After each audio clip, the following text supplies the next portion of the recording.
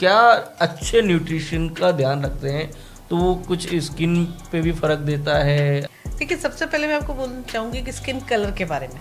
तो skin colour आपकी genetics पर डिपेंड करता है। बॉडी इन्फ्लेमेशन क्या होता है ये? देखिए, बॉडी इन्फ्लेमेशन, बॉडी में ऑक्सीडेटिव स्ट्रेस, बॉडी डिटॉक्स क्या होता है? डिटॉक्स बॉडी में इटसेल्फ एक नेचुरल डिटॉक्सिफिकेशन सिस्टम है, किडनी और लिवर। अच्छे न्यूट्रिशनिस्ट की क्या पहचान हो सकती है? बेसिक क्वालिफिकेशन होना जरूरी है, क्योंकि आजकल सभी न्यूट्रिशनिस्ट बनते जा रहे हैं। तो अवार्ड वाली बात करते हैं, तो आपको भी कुछ अवार्ड मिले हुए हैं राजस्थान में, वो अवार्ड के बारे में एक बार जानना चाहेंगे। देखिए, मुझे नेशनल हेल्थ मिशन की तरफ से precious daughters of India award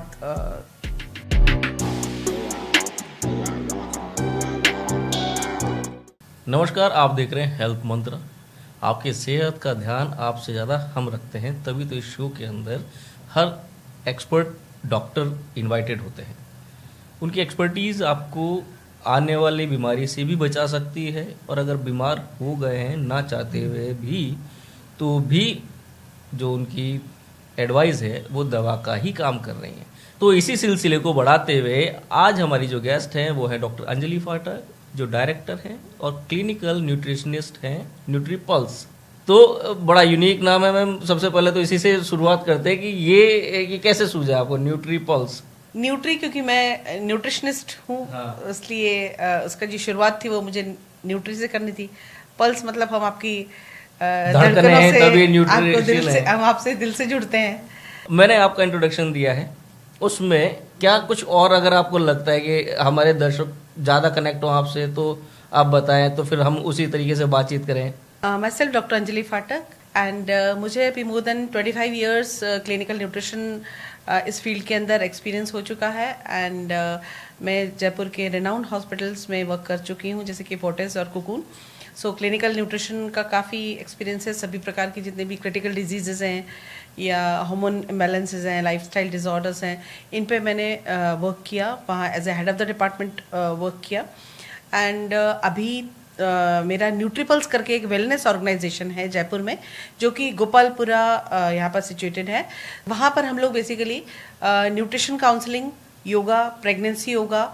सो वहाँ जो न्यूट्रीपल्स है, सो न्यूट्रीपल्स को हमने इस्टेब्लिश किया था 2013 जून में, और अभी तक हमारे पास मोर देन 25,000 जो मेंबर्स हैं वो न्यूट्रीपल्स फैमिली के साथ जुड़ चुके हैं। अच्छा, ये एक तरीके से आप मेंबरशिप भी ले सकते हैं? यस, रजिस्टर्ड करते हैं।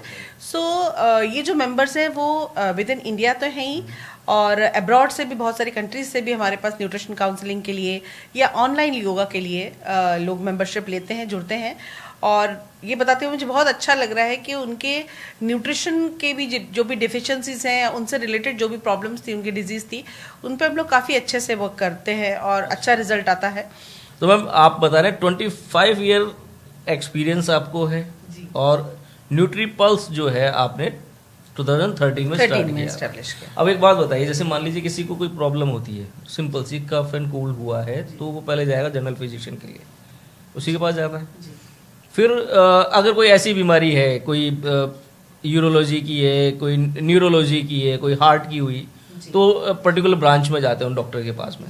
तो ये न्यूट्रिशनिस्ट जो है, ये इनका क्या रोल होता है? और सबसे पहले ये न्यूट्रिशन वर्ड आज के टाइम में बहुत सुनाई दे रहा है हमें, पहले इतना शायद अवेयर नहीं होंगे लोग या जानते नहीं होंगे। तो ये होता क्या है, न्यूट्रिशन क्या है, कहाँ से शुरू होता है, और इसका रोल क्या है हमारे लाइफ में? देखिए, न्यूट्रिशन जो है वो जैसे कि हम कहते हैं, हिंदी भाषा में हम पोषण कहते हैं। सो बॉडी का जो भी आपका ग्रोथ है, डेवलपमेंट है, या बॉडी कैसे वर्क कर रही है, या आपका बॉडी का स्ट्रक्चर कैसे है, आप हेल्दी हो, अनहेल्दी हो, ये सब कुछ डिपेंड करता है आप कैसा खाना खा रहे हैं। अब हम कहते हैं ना, जैसे खाओगे अन्न वैसे होगा आपका मन और तन। तो न्यूट्रिशन जो है उस पर डिपेंड करता है आपकी हेल्थ कैसी है। सो न्यूट्रिशन में बेसिकली जो मेन कंटेंट रहते हैं, उसमें प्रोटीन्स हो गया, कार्बोहाइड्रेट है, फैट्स हैं, मतलब वसा बॉडी के लिए जितने भी इंपॉर्टेंट वाइटामिन्स हैं, मिनरल्स हैं, even water content, salt content, हम इन सबको मिला करके मतलब एक आपकी हेल्दी प्लेट तैयार होती है।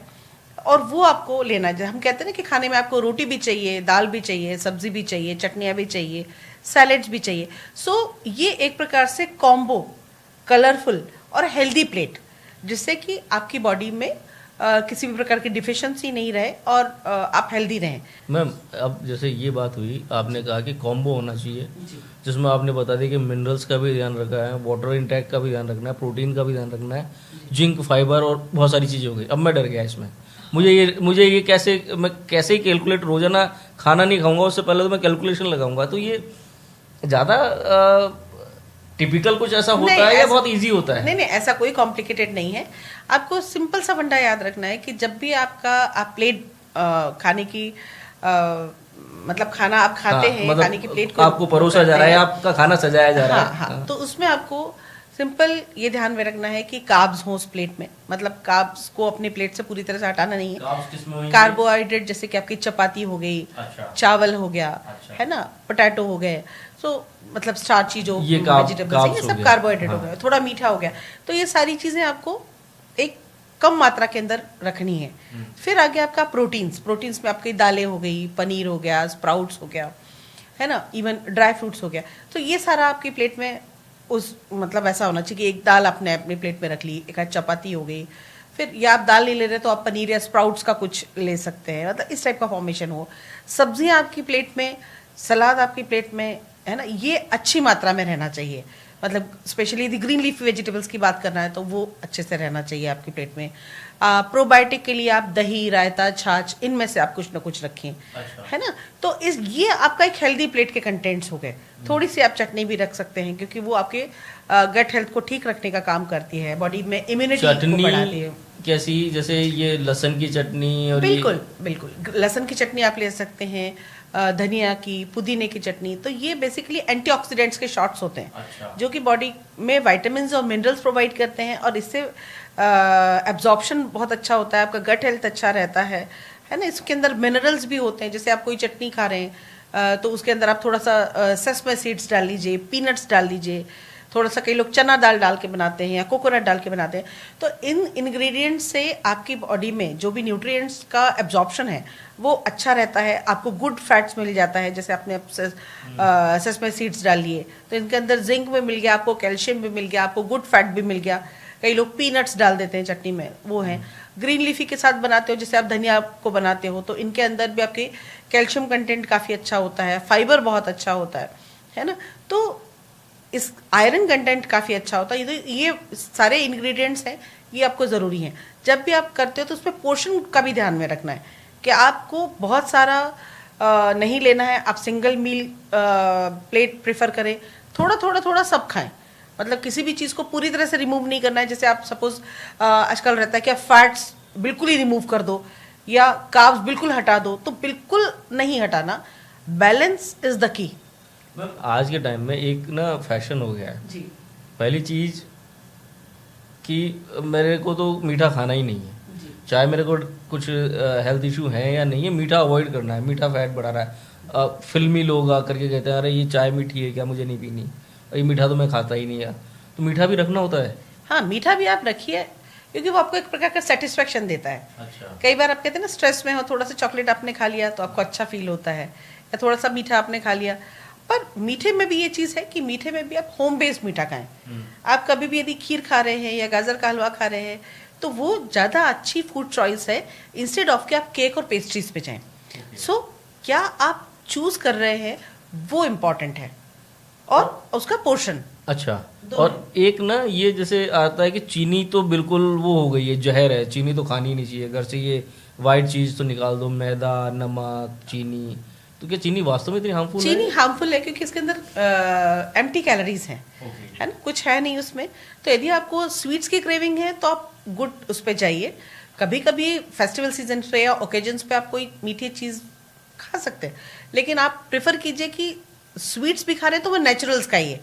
तो नेचुरल कैसे आएगा? आपका डेट से आ गया, रेजिन से आ गया, है ना, थोड़ा सा कोकोनट आपने खा लिया, उससे मिठास आपको आ गई।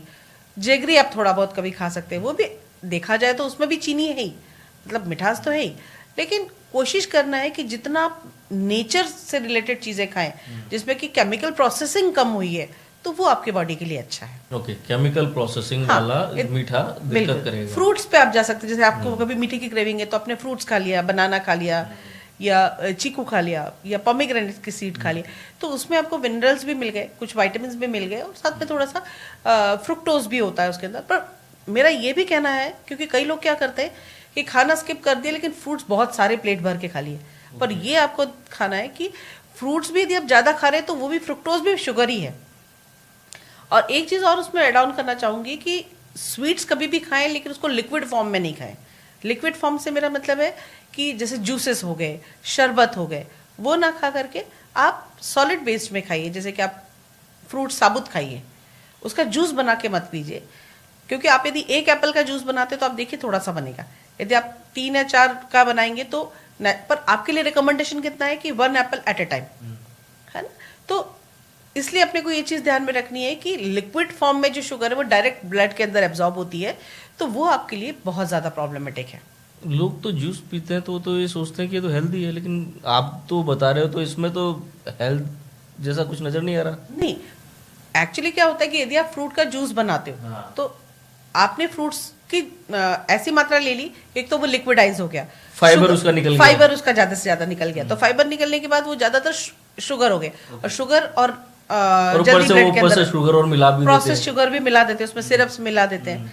तो यदि आपको जूसेस लेने ही हैं तो आप वेजिटेबल ब्रॉथ्स पे जा सकते हैं, वेजिटेबल्स उसके अंदर ऐड कर सकते हैं, या कभी वंस अ वाइल आपका फ्रूट का है तो आप थोड़े से कम मीठे वाले फ्रूट्स को चुन सकते हैं।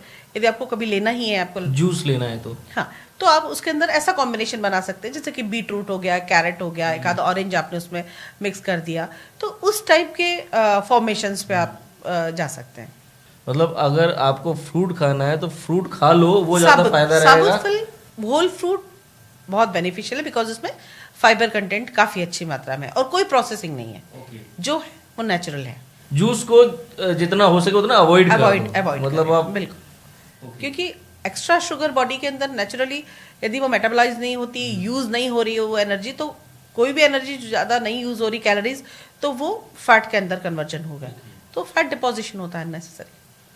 मैम एक ना आज का टाइम है, सोशल मीडिया का ज़माना है, आप यूट्यूब भी देखेंगे, आप फेसबुक भी देख लेंगे, इंस्टाग्राम, हर एक आदमी तो ज्ञानी है, वो किसी न किसी चीज़ पे जिम फ्रीक भी है, वो बताते रहते हैं कि ये होना चाहिए, ये होना चाहिए, आपको ये खाना चाहिए, ये खाना चाहिए। मैं 2 बातें इसमें आपको पूछना चाहूँगा। पहली चीज़ जो मैंने पहले पूछा था आपसे कि एक डर लगता है कैलकुलेशन वाला, लेकिन वो कैलकुलेशन आपने बहुत इजी तरीके से बताया। तो अगर हम ये देखें, गांव की थालियाँ जैसी हुआ करती थी पहले, जिसमें टमाटर भी है, खीरा भी है, प्याज भी है, तो सलाद हो गया, चटनी भी आएगी बाकायदा, दाल भी आनी है, और एक सीजनल सब्जी, वो और बटर मिल्क जरूर होता था, और छाछ और मट्ठा या दही जिसे बोलते हैं वो हमेशा होता था।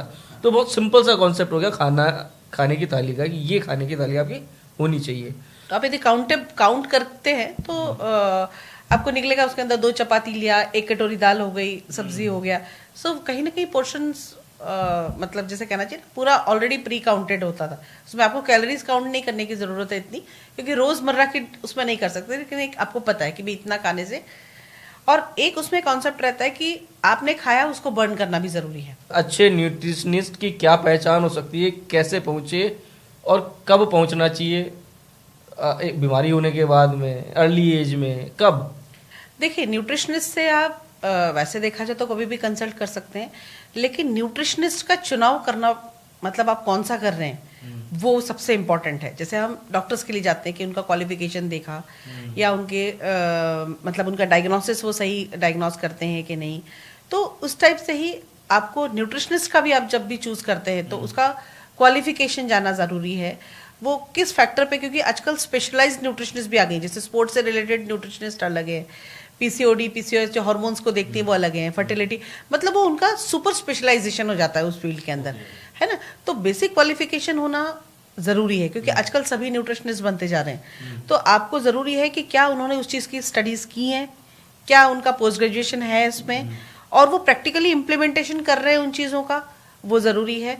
वो किस पे वर्क कर रहे हैं, क्या है वो, कैसे पेशेंट्स को ठीक करते हैं, क्या उनका जिसे कहना चाहिए फॉलोअप का क्या टेक्निक है, क्या उनके रिजल्ट्स हैं, है ना। इन सब चीज़ों को पूरा थॉरो स्टडी करने के बाद ही आप प्रॉपरली न्यूट्रिशनिस्ट का चुनाव करें। उसके पास जाने के बाद फिर आप मतलब फर्दर उनसे कम्युनिकेशंस कर सकते हैं, प्रोसेस कर सकते हैं। सेकंड आपका क्वेश्चन था किस समय जाना चाहिए। कभी भी बॉडी के अंदर ऐसे कोई सिम्टम्स आपको लग रहे हैं जैसे कि बहुत ज़्यादा थकान हो रही है, या आप जल्दी जल्दी बीमार पड़ रहे हैं, या आपको लग रहा है कि हेयर लॉस हो रहा है, या पीरियड्स आपके डिरेंज्ड है, मतलब ऐसी कोई बॉडी सिम्टम्स दे रही है, तो आपको लग रहा है कि मतलब हम एक बार उससे, या वेट बढ़ रहा है या वेट घट रहा है, तो आप डॉक्टर्स के साथ में न्यूट्रिशनिस्ट को भी रखिए। तो जिससे यदि डॉक्टर किसी चीज़ का आपको मेडिसिन दे रहा है, जैसे थायराइड है या पीसीओडी है, तो वहाँ पर इन दोनों ही चीज़ों में देखा जाए तो लाइफस्टाइल को मॉडिफाई करना बहुत ज़रूरी है। यदि आपने मेडिसिन तो खा ली, डायबिटीज़ के केसेस में भी लोग सालों साल मेडिसिन खाते आ रहे हैं, पर उनका ना तो आपके डाइट पे कंट्रोल रहता है, ना उनका फिजिकल एक्टिविटी रहता है, ना वो अपने लाइफस्टाइल पे या स्लीपिंग पैटर्न पे काम करते हैं। तो आपको डॉक्टर्स के मेडिसिन के साथ न्यूट्रिशनिस्ट ने भी आपको जो भी सलाह दी है उसको भी आपको मानना चाहिए, जिससे कि आपके रिजल्ट्स बेस्ट हों। तो आप किसी भी कंडीशन में चुन सकते हैं। मतलब हो सकता है कि कई बार प्रिलिमिनरी किसी चीज़ के सिम्टम्स हैं और वो ठीक करने के बाद, जैसे पीसीओडी के केसेस में मैंने देखा कि लड़कियों का वेट गेन होने लग जाता है या पीरियड्स वैसे हैं, तो कई बार गायनेकोलॉजिस्ट भी कहते हैं कि नहीं, आपका यदि वेट कंट्रोल हो जाएगा ना तो आपके लेवल्स ठीक हो जाएंगे, इवन थायराइड के केसेस में भी।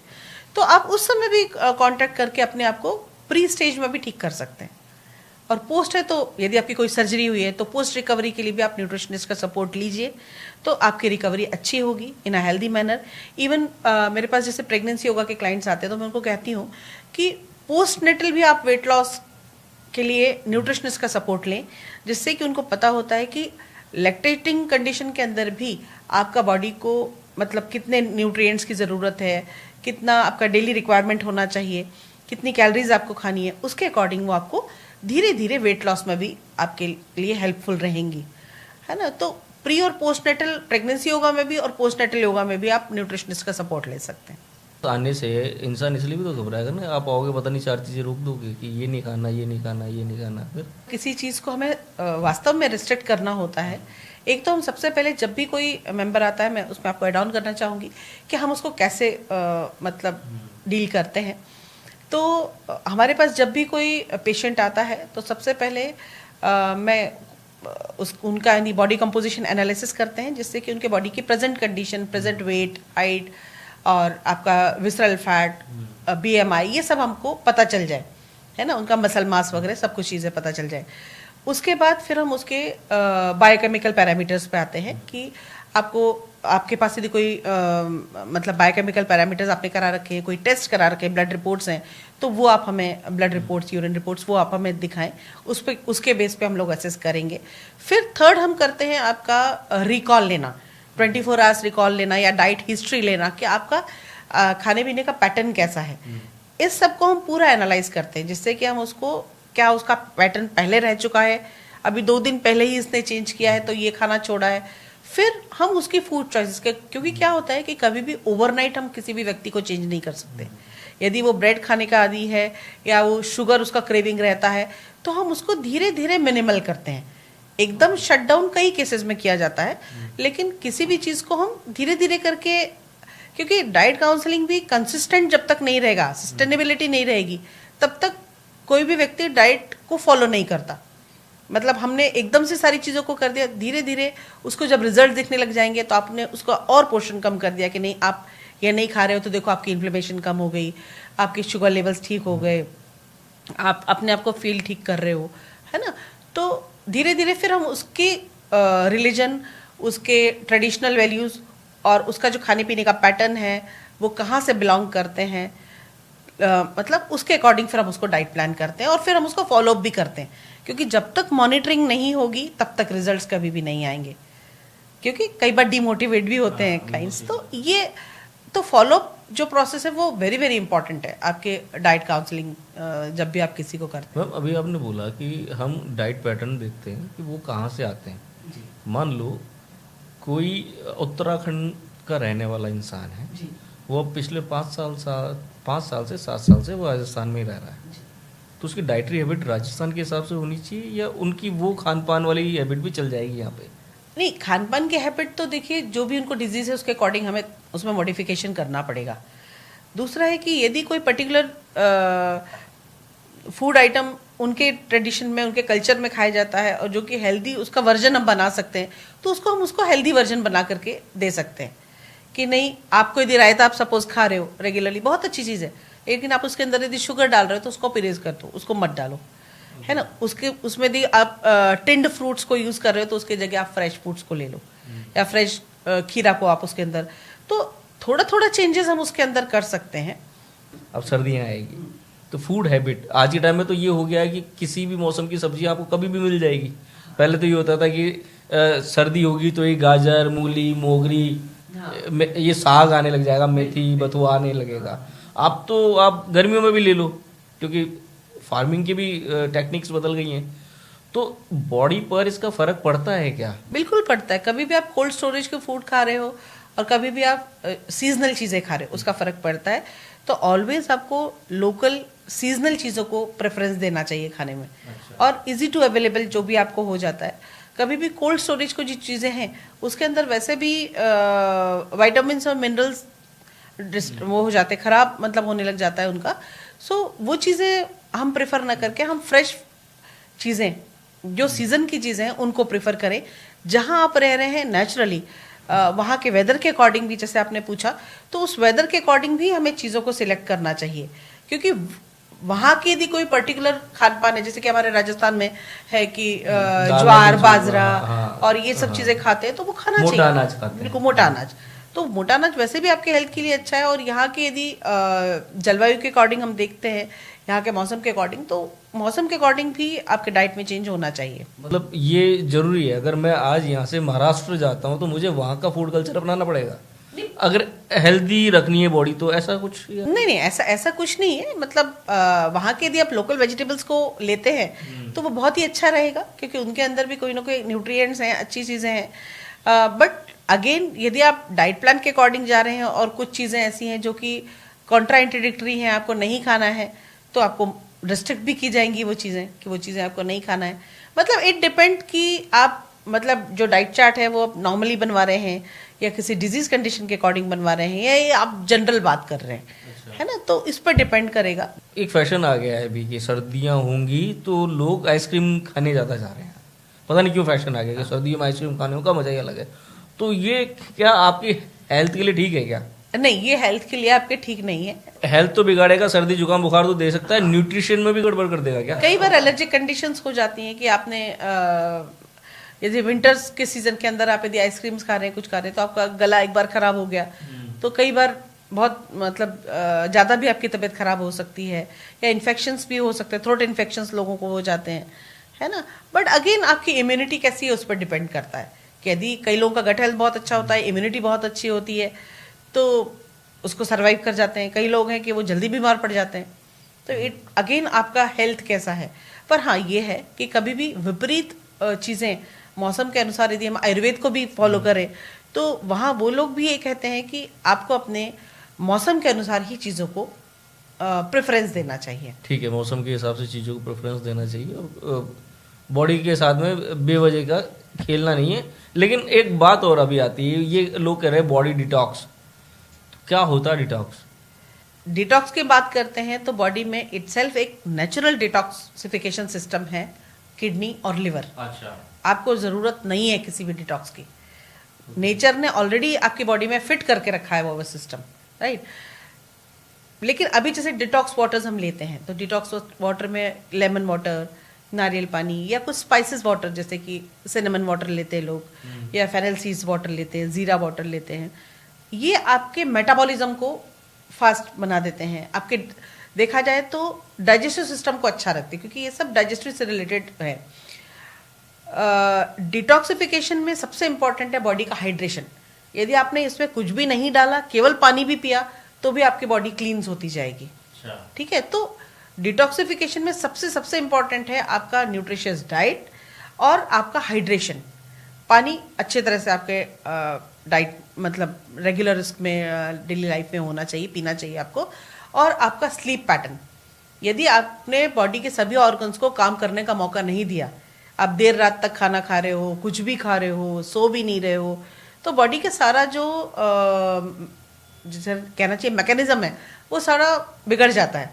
फिर आपके लिवर किडनी ये सब प्रॉपरली वर्क नहीं करते हैं तो फिर आपको कोई ना कोई डिजीजेज होती हैं, है ना। कई बार ऑटो इम्यून डिजीज हो जाती हैं, कई बार देखा जाए तो आपको गट हेल्थ से रिलेटेड कॉन्स्टिपेशन है, किसी को गैस्ट्राइटिस की प्रॉब्लम है ना, वो सारा है, वेट गेन हो जाता है, तो ये चीज़ें हैं। So detox waters as a weight loss के लिए वर्क नहीं करती हैं, आपके डाइजेशन को इम्प्रूव करने का काम करती हैं, बॉडी के अंदर हाइड्रेशन देती हैं, और आप इसको और सुपर अच्छा बना सकते हो कुछ स्पाइसेस को ऐड ऑन करके। जैसे कि आप हल्दी का पानी लेते हो तो बॉडी के अंदर से इन्फ्लेमेशन आपकी दूर होती है। दालचीनी का पानी, हल्दी का पानी कैसे? जैसे आप 1 पिंच आपने टर्मरिक लिया, उसको वाटर के अंदर गुनगुने पानी के अंदर करके आप वो ले सकते हो, है ना। टर्मरिक जैसे कहना चाहिए टी, वो आप अपने डाइट के अंदर रखते हो तो बॉडी के अंदर से क्लीन होती है। उसका जो कर्क्यूमिन होता है कंटेंट, सो एंटीऑक्सीडेंट कंटेंट है, तो वो भी अच्छा है, बॉडी की इन्फ्लेमेशन दूर होती है, प्लस कैल्शियम कंटेंट बहुत अच्छा होता है इसके अंदर। तो ये चीज़ें हैं। कई लोग रात में हल्दी दूध पीते हैं। हल्दी दूध, हाँ, वो भी अच्छा है। हाँ बिल्कुल अच्छा है। अच्छा, वो ले सकते हैं, वो ले सकते हैं। मैम, तो अगर आप अच्छा न्यूट्रिशन लेंगे और अच्छी डाइट ले रहे हैं तो बॉडी आपको रिवॉर्ड देती है, अवार्ड देती है। तो अवार्ड वाली बात करते हैं तो आपको भी कुछ अवार्ड मिले हुए हैं राजस्थान में, वो अवार्ड के बारे में एक बार जानना चाहेंगे। देखिए, मुझे नेशनल हेल्थ मिशन की तरफ से precious daughters of India award मिला था, और स्पेशल 26 अवार्ड मुझे राजस्थान पत्रिका के द्वारा दिया गया, और भी अदर मतलब अवार्ड्स हैं जो कि कई यूनिवर्सिटीज़ और उसकी तरफ से था। कई मेरे बहुत अच्छे पेपर पब्लिकेशंस भी हैं, उस पर भी रहा। हमारे व्यूअर्स अगर अभी देख रहे हैं जो इस शो को, वो भी न्यूट्रिशन का ध्यान रखते हैं तो उनकी बॉडी भी उनको अच्छे रिवार्ड और अवार्ड देती रहेगी।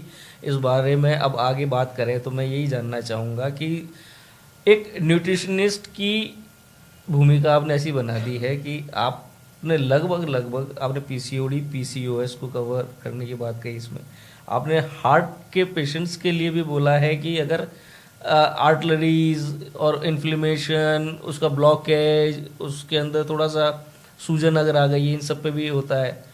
कुछ ऐसी आदतें भी होती हैं इंसान की जो न्यूट्रिशन से वो अपने सोच को भी ठीक रख सकता है, पॉजिटिव भी रख सकता है, माइंड भी शार्प रख सकता है। तो आपके और एक डॉक्टर के बीच का पुल कैसे वो तैयार होता है कि कब डॉक्टर आपको रिकमेंड करते हैं कि अब आप एक अच्छे न्यूट्रिशनिस्ट के पास जाएंगे और उनसे आपको ये चीज़ें ठीक करवानी है, अपनी खाने का प्लेट आपको ठीक करवानी है, आपकी रूटीन लाइफ ठीक करवानी है। आप प्रेगनेंसी योगा पे भी आप बात करते तो, क्योंकि वो आज के टाइम में तो लगभग 70% तो प्रेगनेंसी कॉम्प्लिकेटेड होती जा रही है। तो किस तरीके से आप इनसे डील करते हैं और ये पुल कैसे तैयार होता है?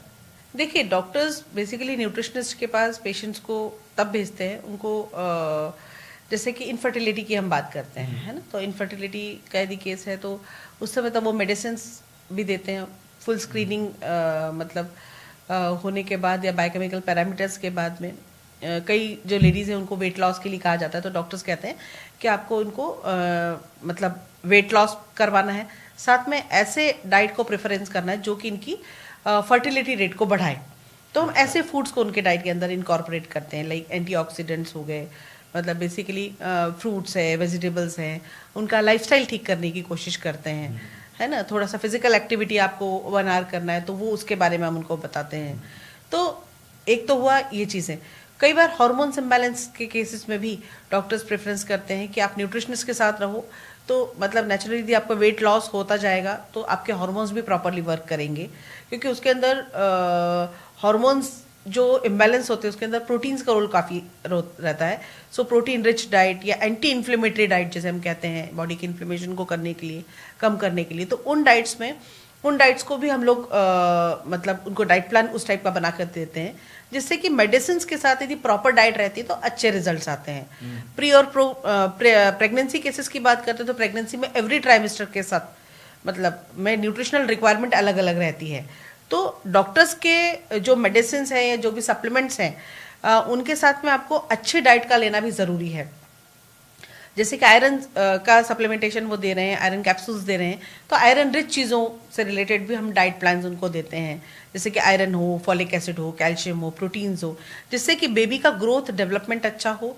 साथ में मतलब लेडी के मतलब जो भी प्रेग्नेंट लेडी है उनको भी कोई कॉम्प्लिकेशंस हो, या जैसे उनको वॉमिटिंग है, नोजिया है, उससे रिलेटेड प्रॉब्लम नहीं हो, उनके बॉडी के अंदर भी वीकनेस वगैरह नहीं हो, उन चीज़ों से रिलेटेड भी हम लोग मतलब उनको उन पॉइंट्स को ध्यान में रख के उसके अकॉर्डिंग उनका डाइट प्लान हम बनाते हैं। वो डाइट प्लान भी मंथली या जो भी उनका ट्राइमेस्टर वाइज होता है वो चेंज होता रहता है, क्योंकि उनकी रिक्वायरमेंट चेंज होती है। कई प्रेग्नेंट लेडीज ऐसी होती है कि जिनको उस समय हाई बीपी की प्रॉब्लम होती है, तो हम उनको लो सॉल्ट डाइट पे रखते हैं। तो कि भाई जैसे उनको नारियल पानी दिया, उनको लेमन वाटर उनकी डाइट पे रखा, प्रोसेस चीज़ें, पैक चीज़ें उनके डाइट से डिस्ट्रैक्ट करी, ये रहता है। फिर पोस्ट नेटल डाइट की बारी आती है, तो पोस्ट नेटल बॉडी को वापस हीलिंग की बात है। तो कई आयुर्वेदिक मेडिसिन है उस समय, जैसे कि गोंद हुआ, मेथी हुआ, ये इनके डाइट में हम इनकॉर्पोरेट करके उनके अकॉर्डिंग हम डाइट प्लान करते हैं, जिससे कि बॉडी को वो फीड भी बहुत मतलब बेबी को फीड भी अच्छे से करा पाए। तो ब्रेस्ट फीडिंग के लिए भी अच्छे डाइट्स के लिए प्रेफरेंस रहता है डॉक्टर्स का कि नेचुरली आप उससे रिलेटेड अच्छा सा डाइट प्लान बनवा लीजिए। पोस्ट नेटल वेट लॉस, क्योंकि अब लेडीज को ये कि वापस बॉडी रीशेपिंग पे आना है, वापस वर्किंग पे जाना है, तो वापस मतलब पोस्ट नेटल वेट लॉस के लिए भी हम उनको सजेस्ट करते हैं, उनके न्यूट्रिशन को ध्यान में रखते हुए, और साथ साथ मतलब बेबी के भी ग्रोथ और डेवलपमेंट या उनके ब्रेस्ट फीडिंग यदि वो कर रही है तो उन कंडीशंस को ध्यान में रखते हुए प्रॉपरली पूरा साइंटिफिकली हम डाइट प्लान उनको बताते हैं, साइंस बैक्ड उनको कुछ टिप्स देते हैं कि इन टिप्स को आप फॉलो करो या ऐसा लाइफस्टाइल को रखो। तो डॉक्टर्स के साथ न्यूट्रिशनिस्ट का जो कॉम्बिनेशन है वो बेस्ट कॉम्बिनेशन है। यदि उसको हम प्रॉपरली फॉलो करते हैं तो अच्छे रिजल्ट्स आते हैं। मतलब ईच और एवरी स्टेप पर डॉक्टर्स के साथ हमारी रिक्वायरमेंट रहती है। थायराइड के केसेस बोलें या हम पोस्ट सर्जरी बोलें, कई बार हॉस्पिटल बेस्ड जो पेशेंट्स रहते हैं, किसी की सर्जरी हुई है तो पोस्ट रिकवरी कैसे होगी उसकी, पोस्ट रिकवरी के लिए भी आप लिक्विड डाइट हुआ, सॉफ्ट डाइट हुआ, फिर सेमी सॉलिड हुआ, जब वो घर जाते तो उनको हम डाइट प्लान बना कर देते हैं कि आपको फिर फॉलोअप पे आना है, तो उनकी रिकवरी फास्ट होने लग जाती है। जैसे कि कैंसर पेशेंट्स हुए या कोई बर्न पेशेंट्स हैं, उनमें भी न्यूट्रिशन का काफ़ी अच्छा रोल है।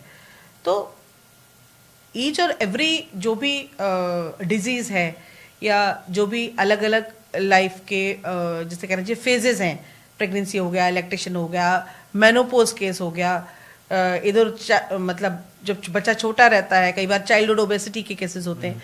तो डिफरेंट कंडीशंस के अंदर न्यूट्रिशन की जो रिक्वायरमेंट है वो डिफरेंट रहती है, और वहाँ न्यूट्रिशनिस्ट का रोल आता है कि वो साइंटिफिकली प्रॉपरली उसको ट्रीट करे और प्रॉपर फॉलोअप से पेशेंट को ठीक करे। न्यूट्रीपल्स की हम बात कर रहे हैं, एक वेलनेस सेंटर पे किस तरीके से होता है?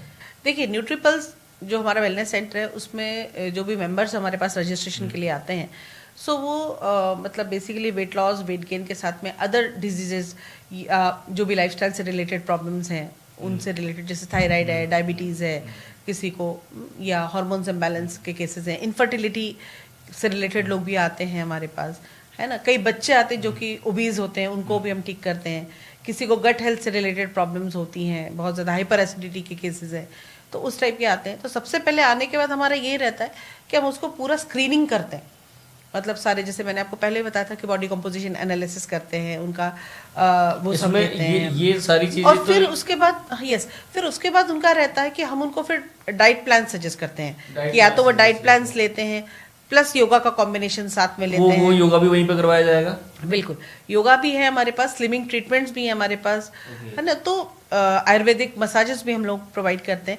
तो जो बॉडी के अकॉर्डिंग रहता है, मतलब उनके लिए बेस्ट, वो हम उनको रिकमेंड करते हैं, और फिर वो अपने अकॉर्डिंग उसको लाइक योगा का पैकेजेस लेना है उनको, कि योगा प्लस न्यूट्रिशन का लेना है या केवल न्यूट्रिशन काउंसलिंग पे जाना है, तो उसके अकॉर्डिंग फिर हम उसको सजेस्ट करते हैं। बॉडी इन्फ्लेमेशन क्या होता है ये? देखिए, बॉडी इन्फ्लेमेशन, बॉडी में ऑक्सीडेटिव स्ट्रेस होता है वो, तो ये बेसिकली जब सीआरपी लेवल्स आपके बढ़ जाते हैं, सी रिएक्टिव प्रोटीन जो कि लिवर जनरेट करता है, यस, यदि वो बढ़ जाता है तो बॉडी के अंदर इन्फ्लेमेशन बढ़ जाती है। और सीआरपी लेवल्स यदि आपके रेज हैं तो आपको बहुत सारे रिस्क फैक्टर्स हैं, लाइक कार्डियक से रिलेटेड प्रॉब्लम्स हो सकती हैं आपके साथ, या आपके लिवर से रिलेटेड प्रॉब्लम्स हो सकती हैं, ऑस्टियोआर्थराइटिस, ऑस्टियोपोरोसिस, कैंसर, ये जो सारे जैसे कहना चाहिए जो क्रिटिकल जो बीमारियां हैं, डिजीजेस हैं, ये आपके सीआरपी लेवल्स आपके बढ़ गए तो आपको हो सकती हैं। अच्छा। तो सीआरपी लेवल आपके एक नॉर्मल सीआरपी लेवल होने चाहिए, मतलब सी रिएक्टिव प्रोटीन आपका बढ़ा हुआ नहीं होना चाहिए। तो इसलिए हम लोग बॉडी में जहाँ भी इन्फ्लेमेशन से रिलेटेड या ऐसे कोई सिम्टम्स हमारे पास आते हैं तो हम सीआरपी भी चेक कराते हैं। जैसे हार्मोन्स इम्बैलेंस का केस है मेरे पास, तो मैं उस पर कोशिश करूंगी कि भी सीआरपी लेवल्स भी हम उनके जान लें कि कहीं वो तो नहीं बढ़ा हुआ है, क्योंकि उससे रिलेटेड भी डाइट प्लान्स होते हैं बॉडी में, एंटी इन्फ्लेमेटरी डाइट प्लान्स फिर हम उनको सजेस्ट करते हैं जिससे कि बॉडी की इन्फ्लेमेशन दूर हो जाए। जैसे अभी इन दिनों में देखा जाए तो कई लोगों, मतलब अभी इन दिनों में जैसे पॉल्यूशन से रिलेटेड प्रॉब्लम्स हो जाती हैं या तो उसमें भी हम लोग एंटी इन्फ्लेमेटरी डाइट या पॉल्यूशन और उसके कंट्रोल के लिए भी एंटी इन्फ्लेमेटरी डाइट आजकल सजेस्ट की जाती है। पॉल्यूशन के कारण बॉडी के अंदर जैसे अभी इन दिनों में लेटेस्ट जो चल रहा है वो है पॉल्यूशन कंट्रोल के लिए, मतलब से रिलेटेड भी कई लोगों को प्रॉब्लम होती है, बहुत ज़्यादा एयर पॉल्यूशन है, तो वहाँ पर भी एंटी इन्फ्लेमेटरी डाइट्स प्रेफरेंस में आ रही हैं जिससे कि बॉडी की इन्फ्लेमेशन कम हो जाए। तो वहाँ पर भी हम लोग एंटी इन्फ्लेमेटरी डाइट को सजेस्ट करते हैं, जिसमें कि सारे की vitamin A, C, E, antioxidants सारे अच्छे से रहते हैं। तो ये चीज़ क्या अच्छे न्यूट्रिशन का ध्यान रखते हैं तो वो कुछ स्किन पे भी फर्क देता है, आपकी बालों पे भी फर्क देता है, इसके बारे में कुछ बताओ ना। देखिए, सबसे पहले मैं आपको बोलना चाहूँगी कि स्किन कलर के बारे में। तो स्किन कलर आपकी जेनेटिक्स पे डिपेंड करता है। नेचुरली जैसे आपकी हेरिडिटी है, मदर फादर की स्किन है ना, या स्किन नहीं, कलर की बात कर लेते हैं, स्किन कलर आपका वैसे ही होगा। सेकंड है कि हाँ, नेचुरली यदि आप स्किन की केयर करते हैं, आपकी हेयर की केयर करते हैं, है ना, तो उनकी क्वालिटी इम्प्रूव्ड होती है। लाइक जैसे हम बात करते हैं कि स्किन केयर की यदि हम बात करते हैं तो आपका डाइट प्रॉपर होना बहुत ज़रूरी है। सबसे इंपॉर्टेंट स्किन केयर में आपका आता है हाइड्रेशन का लेवल। अच्छा। जो लोग बहुत अच्छे से वाटर इनटेक अच्छा रहता है, उनका हाइड्रेशन लेवल अच्छा रहता है, उनकी स्किन अपने आप ही ग्लो करती है। सेकेंड चीज़ है कि विटामिन सी का इनटेक, एस्कॉर्बिक एसिड जो है, सो वो ज़रूरी है।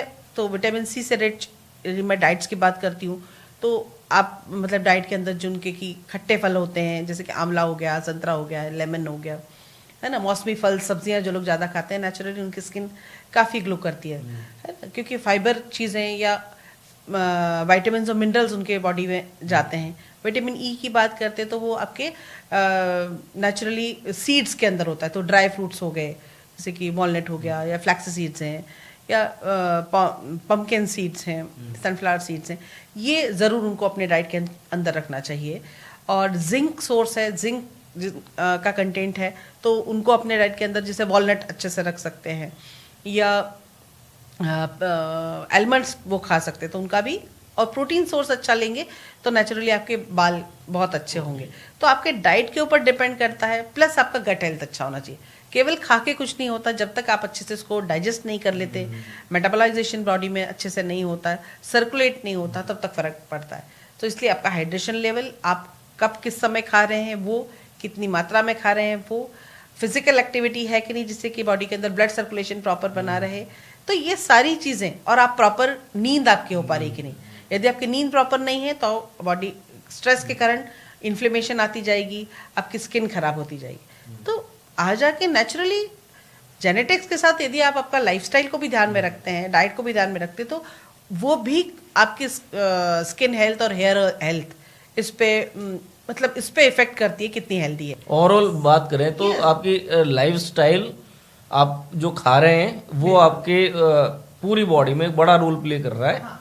और जहाँ तक हेयर हेल्थ की बात है या स्किन पे एक्ने की बात है, या कई बार स्किन टैग्स हो जाते हैं लोगों को, या कोई, तो वो कई बार हार्मोन्स इम्बैलेंस के कारण भी होते हैं। तो यदि आपके बालों की क्वालिटी ठीक नहीं है तो नेचुरली आप कई बार आयरन इस पर भी जा सकते हो कि भाई आयरन का टेस्ट करा लिया, या आपको पीसीओडी पीसीओएस की प्रॉब्लम तो नहीं है, तो उस मतलब उस पर भी आपकी स्किन का डिपेंड करता है। विटामिन डी लेवल्स कैसे हैं आपके।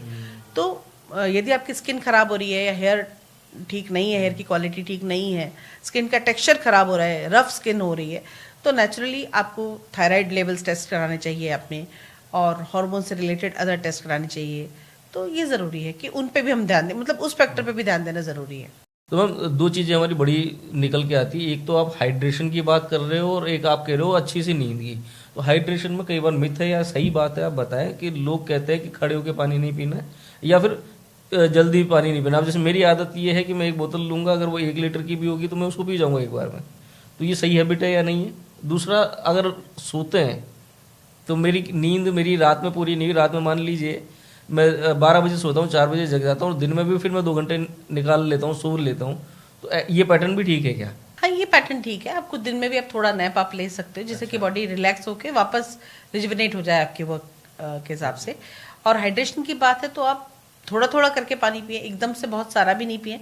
हाँ, लेकिन बैठ करके आप पानी पीते हैं तो अकॉर्डिंग टू आयुर्वेदा भी काफ़ी अच्छा है, आपको बैठकर ही पानी पीना चाहिए। हमेशा बैठ के पानी, बहुत ज़्यादा खड़े होकर के या झटके से आप पानी पीते हैं कई बार तो दिक्कत हो सकती है। तो आज जो बात हुई वो हुई आपकी बॉडी और उसके न्यूट्रिशन से जुड़ी हुई वो तमाम बातें जो आपके लिए जानना भी ज़रूरी है, नींद भी ज़रूरी है, तो पानी पीना भी ज़रूरी है, कैसे पीना ज़रूरी है ये भी बता दिया है डॉक्टर अंजलि फाटक ने। बहुत बहुत धन्यवाद मैम, आप हमारे शो में आए और हमारे व्यूअर्स के लिए इतनी वैल्यूएबल फीडबैक, वैल्यूएबल टिप्स आपने हमें दिए। Thank you. Thank you.